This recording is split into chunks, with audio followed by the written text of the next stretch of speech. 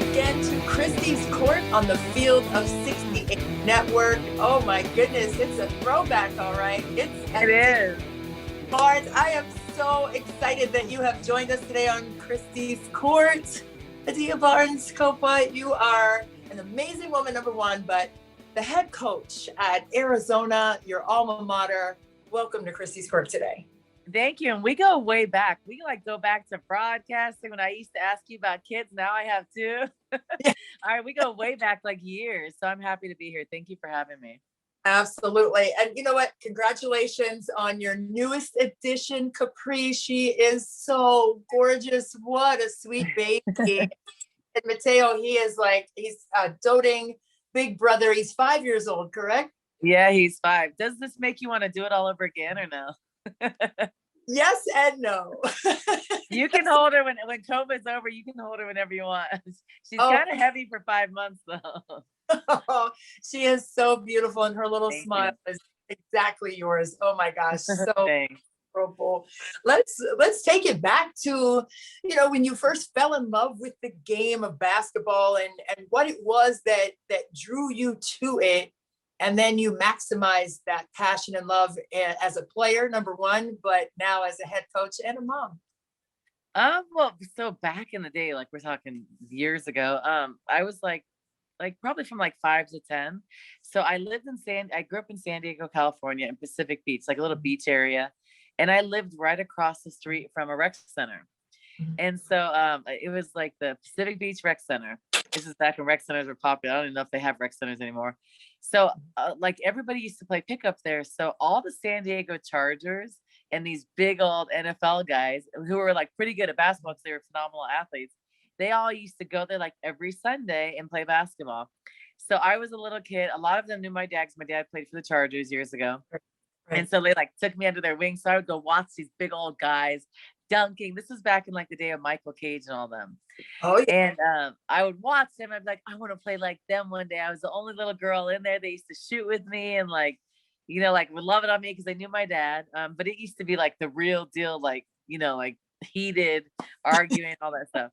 So that's kind of how I started to like it because I wanted to be like them. I wanted to like score and like I wanted to jump like them and stuff. So that's kind of how I started playing.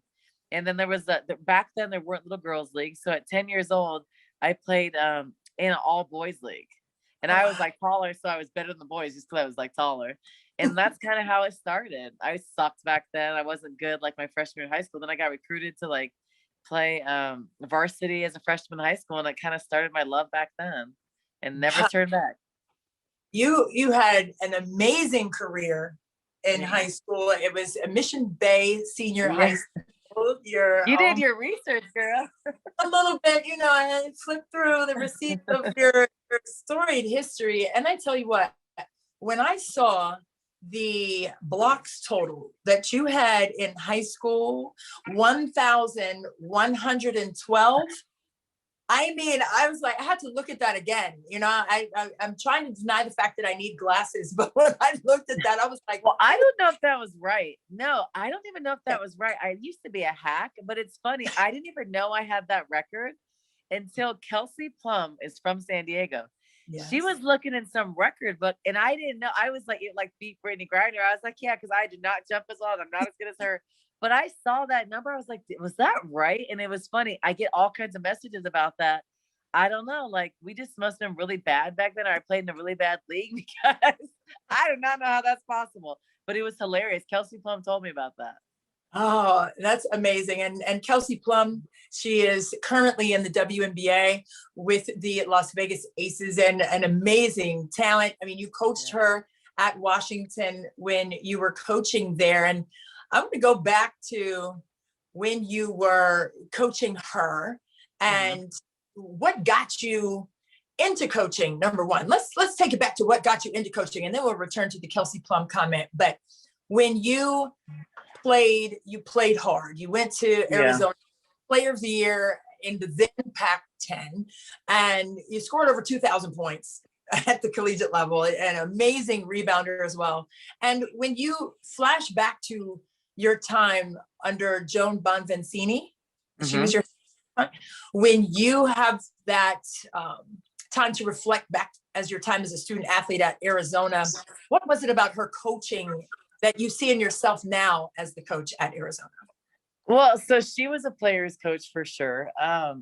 She let us like play. Like she wasn't the type like at 8-minute mark, she's gonna sub you out. Like if you're in there balling, like she was gonna let you. So I let my players go. So when Ari is hot and she's feeling herself, I'm like, go ahead, girl. Like Right. just do your thing. So I think some of that, like I got some of that from her. I think the other thing is our tenacious defense. Like we pressed. I was a 4 in college. I was like at the top of the press. We were just like pressing, running, jumping, athletic. I think that's how I think that's a fun style. So we've been kind of playing like that. And honestly, I had to play like that here with my team, because if we didn't play like that, we didn't have like all shooters. So we had to change it, be different, and for us to be able to win. So that's kind of how that changed. But that's how I played in college. And just like, like caring about my players, and Joan cared about me. I would have ran through a wall for Joan. Like I was one of those loyal kids. I have players like that now. Like if Joan would have said, go down, go to the sideline and tackle, Christy, if you need to, I would have tackled you. Like I would have done whatever it takes. Like I'd have been like, really? She'd be like, yeah, tackle her so we can win. I'd be like, okay. But that's how like I would have ran through a wall for her. So that's kind of, I think, how I've got an imprint. But what I could say is Joan and I are still really close today. But I look back at like me coaching, and like I had influence from Ann Donovan, from Lynn Dunn, from Brian Agler, from Dan Hughes, from Jenny Busek. So I look at some of the things I do. I'm like, where did I learn that? Like, I think I've just taken a little bit of all these coaches and like kind of made it mine, and like, it just like, I got some of my stuff from them. Yeah. Oh, I love that so much. I love Joan Bonvincini as well. Such a great energy that she always brings into the room. Amazing woman. And when you're talking about amazing coaches, that list that you just rattled off there, your time in Seattle, especially under the late iconic Ann Donovan. In 2004, you won the WNBA championship with the Seattle Storm. And you were talking about just now how you kind of had to do certain things as a team to be able to succeed. But you as a player in the WNBA, you did what you had to do in terms of morphing your skill set at that level as well. I mean, you were a post kind of player in college, but you weren't that in the WNBA. That's why I struggled though. So looking back, hindsight's always 2020. So looking back, I would have worked so much harder. I would have developed a 3-point shot. I would have worked on my ball handling, because like I wasn't ready to go from that 4 to that 3. I remember my first time playing the 3 was like, I think it was, I was with the Monarchs, I think at the time, they're who drafted me. And we were playing the Detroit Shock, I think. And like my first time at the 3, I had to go against Lynette Woodard. And I remember like peeing my pants, being like, I gotta go against Lynette Woodard. She's like a Harlem Globetrotter. What the heck? I remember being so scared. Like, what is this? Yeah. I remember also, do you remember Bridget Gordon? She was like an icon of Tennessee. Okay, absolutely. So I was 20 years old, and Bridget like was gonna give me a ride to like practice one day. Right. She pulls up in this like convertible Benz that was like $100,000. I'm like just got out of college, like broke, And I'm like, Mom, she has acrylic nails this long and diamond in her too, that she pulled up in a convertible Mercedes. What the heck is this? Like, it was like so foreign, but I just remember those good old days. It's hilarious. Wow. Well, you had a fantastic career. Speaking of foreign, you played 12 years professionally, WNBA and overseas as well. And overseas is where you met your husband. And tell us that story, the background of that. Well, so like, it was towards the end of my career. I had played like all over. This was like when I was 30, and I was kind of at the end, the last couple of years of my career. So halfway through my career, I got an Italian passport. People found out that my mom was Italian, because my last name is Barnes, but my mom's maiden name was Gottardo. And so people found out that I was Italian. So they were all like recruiting me in Italy to come play in Italy as a domestic player. And I didn't even know this. I was like, my mom's not born in Italy. They were like, that's okay, your grandparents are. So I got the passport. So the last couple of years, I wanted to kind of see like where I was from, like, my grandparents were from, and just kind of experience it. So then I played my last couple of years in Italy. Well, I'm playing on a team, and like I heard this about this cute guy like in Sicily, but like Italians keep my career a little bit different. So I was like, oh, he's probably short and doesn't speak English, And so all the girls were like, he's a hot coach. He's really cute. And I was always like, okay, I can't wait to see this guy. So we go down to Sicily and I was like, oh, he is really cute. You know, I didn't know if he spoke English or anything. I wasn't trying to date someone overseas. Yeah. And so I remember like we played against each other and I remember being like, oh, he's pretty handsome. Like he used to wear a suit. He was nice looking. He's 6'3", you know? Right. And then, but like, I didn't think anything of it. I wasn't going to go talk to him or anything. I just thought he was cute. Right. And then so like fast forward, I get this phone call like a couple months later, and like he gets my number from a friend in Spain and like calls me. And I had just got to Italy at that time, and like no one really had my number. Right. And so he was like, do you mind if I call you? Like I was like, not at all. So we talked on the phone for like months, just became friends, and then like I just started dating. But he was always inviting me down to Sicily, and I'm like, I don't know him. I'm not going down to Sicily. I was older, so I was more like, you know, skeptical. I wasn't young and dumb. And then like we just started dating.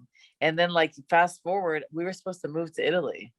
And I was going to retire, do some TV here and there, like in the summers, then go to Italy. And then I had stuff in Italy and everything. And then I said, I was about to retire. I was like, why don't we just try living in the States a little bit? We were engaged, I think, at the time. Or getting ready to we were engaged. And then so he dropped everything and like came with me to the States to try it for a couple of years. So he took a leap of faith. He did not want to move to America. It wasn't his aspirations. And then I was like, just let's do like a 5-7 year plan. And then so we did it. And like he didn't love it at first. Like he did not want to live here. But then got used to it. And then I said, we'll coach together one day. And then I got this opportunity. We had just had a baby. Yeah. The baby was 7 months old. This Arizona came calling. I wasn't even looking for a head coaching job that I didn't know if I was ready because I just had a baby. And then we were able to coach together. And he's a really good coach.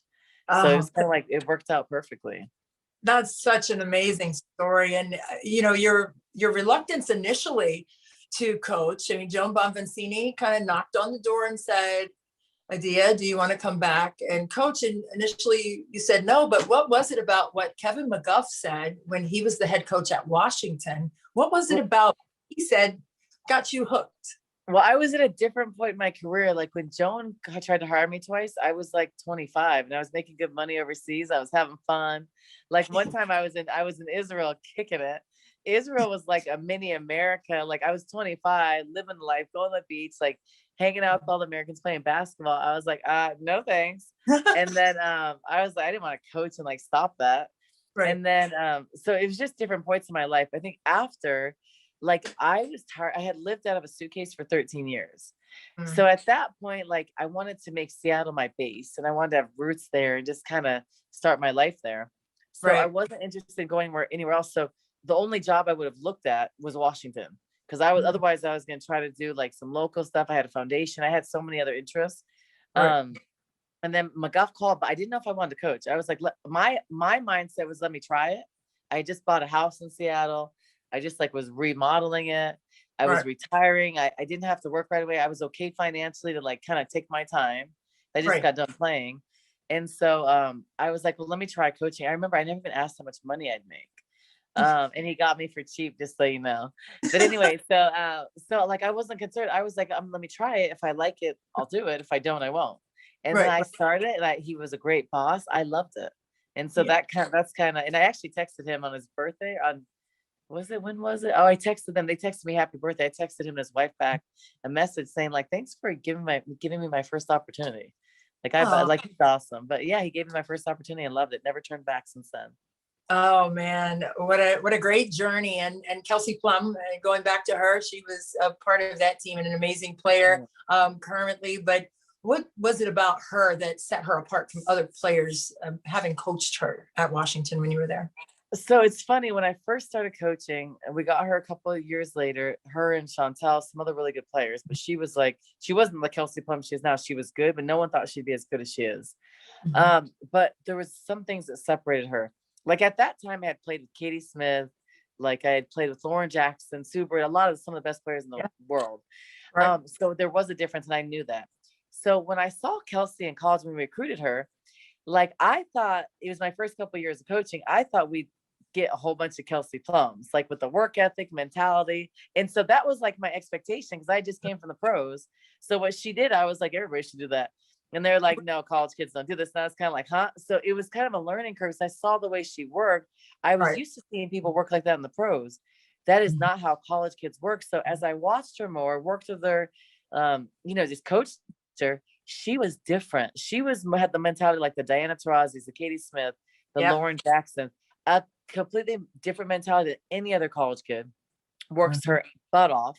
You have to like make her take days off in the gym, got better at something every day. If you look at her body when she first got to college, it completely transformed by the time she was a senior. She got more efficient, better, chose something in her game.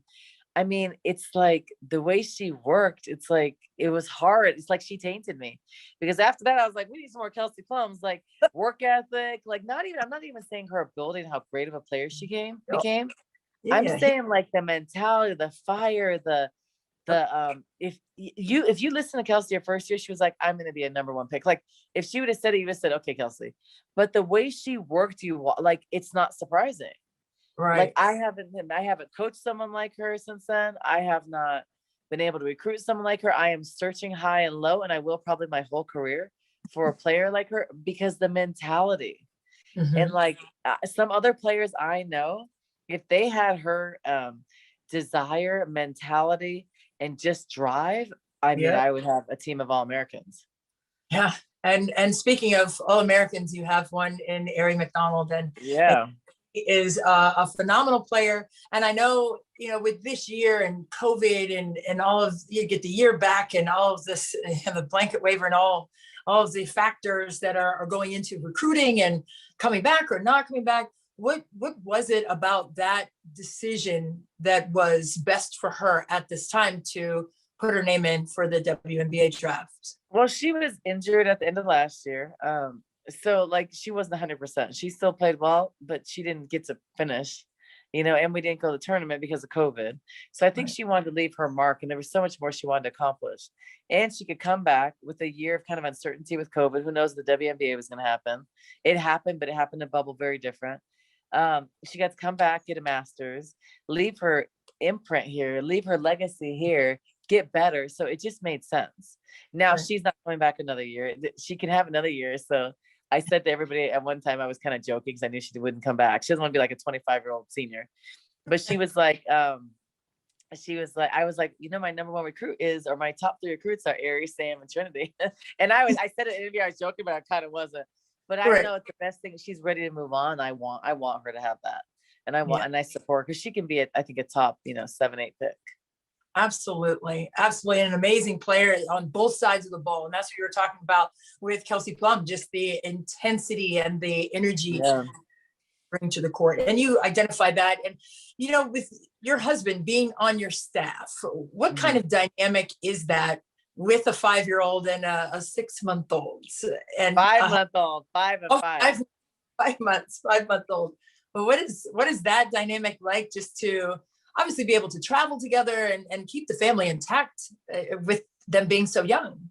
Yeah, it's challenging, I think. And it's funny because like there's some stuff I didn't think about. So I travel them.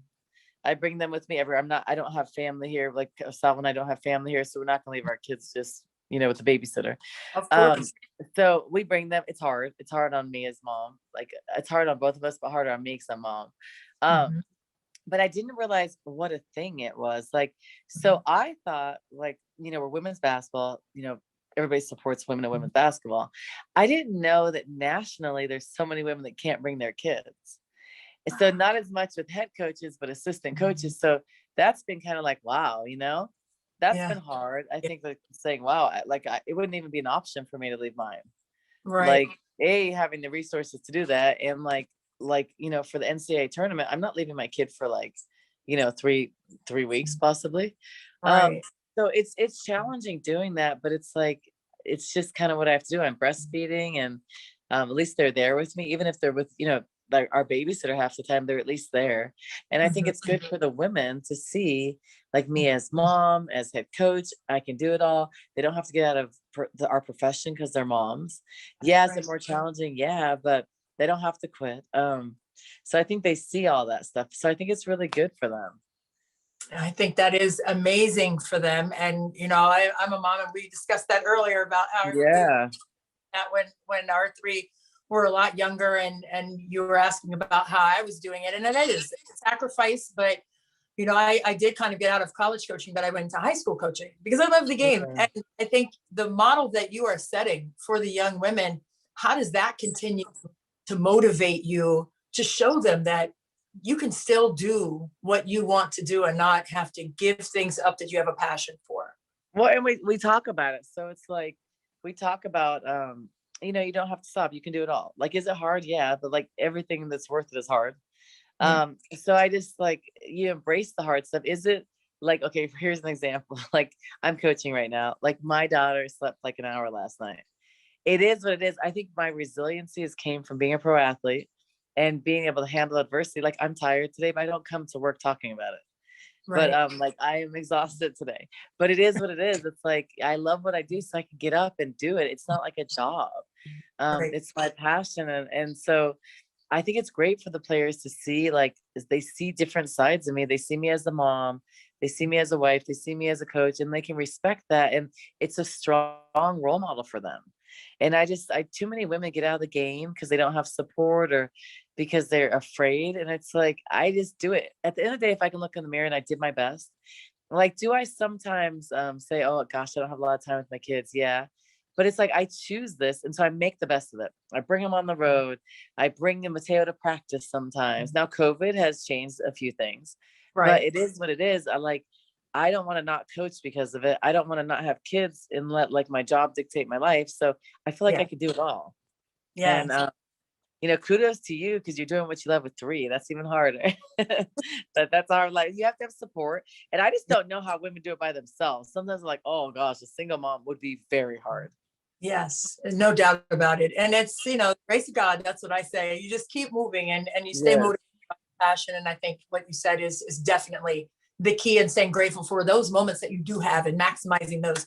But with that being said, the names of your babies are so beautiful, Mateo and Capri. But there's a special story behind Capri's name, her entire name. Yeah. Yeah. So Capri is, so at first, like in Italian, it's not a beautiful name because Capra is sheep. So like, to Italians, Capri is not really beautiful, but I was like, we live in America. It's fine. As I like it. But the story behind that. So when I played in Naples, I played in the suburb of Naples, Italy, called Pozzuoli, Italy. And I had a view of Ischia and Capri. So there's 2 islands, obviously they're famous Italian islands. And I loved Capri. It is like a high, like upscale island with beautiful villas all around, great shopping, great food. It's like known for these huge rocks in the middle of the ocean, kind of like the Cabo ones, but it's Mhm. just a little different. So I Right. used to go over there on the weekends, and Salvo and I's first date was supposed to go like to be at Capri, but Capri was closed for some holidays. So we went to Ischia. So there's like sentimental like things about the island of Capri, and we both loved it, and we thought it's a unique name that no one has. It's Italian, and yeah, and we just kind of did it. That's so beautiful. What an amazing story. And you have just excelled as a head coach at Arizona, a couple of years, the first 2 years out of the gates, especially in conference play, was a little difficult, but you also turned the corner and won the WNIT championship in 2019. And last year had an amazing season before COVID paused it. You were 4th in the Pac-12, which is an amazing feat because it's such a competitive conference. Yeah. But this year you're ranked number 9 in the country and your team is just rolling along. What is it about having gone through that pause of last postseason? How has that experience fueled you for this year? Well, it was like unfinished business. We were going to be a number 2 seed, a 2 or 3 seed. We were going to have home court advantage for the first 2 rounds, and we would have sold out with 15,000 people. This whole city is so excited. It was crazy. So it just kind of got taken for us. And that's what we worked for the last couple of years. We made all these sacrifices and we put ourselves in a great situation and just wanted that, and it didn't happen. So that was devastating. That was like one of the hardest moments I've had as coaching, is to tell my team the season was canceled. And so to go through that and then to have Ari back and just do so many amazing things. We have 3 losses this year, 2 are to Stanford, unfortunately. And then, one is at Washington State in overtime at the buzzer. So, and they're a good team and hard to play at Washington State. So I think that we've accomplished so much. Now the downfall is we don't have the experience from last year. So we Right. don't have that NCAA experience, which I think is going to be difficult, but we do have that one and done WNIT experience the year before with the same players. So I think the experience from last year would have helped us and paid dividends this year. But I think that we are just focused and ready. And I Right. think that we have a chance to do some special things. And we're not playing our best basketball right now. Right. But I tell you what, I am always keeping an eye on you. I'm always Thank keeping you. an eye on your program and your beautiful family. I tell you personally, I'm so incredibly proud and thrilled for the path and the journey that you have been on, and the path and the journey that you are showing the next generation of young women leaders. So I just wanted you to know that you are appreciated and you are loved by me.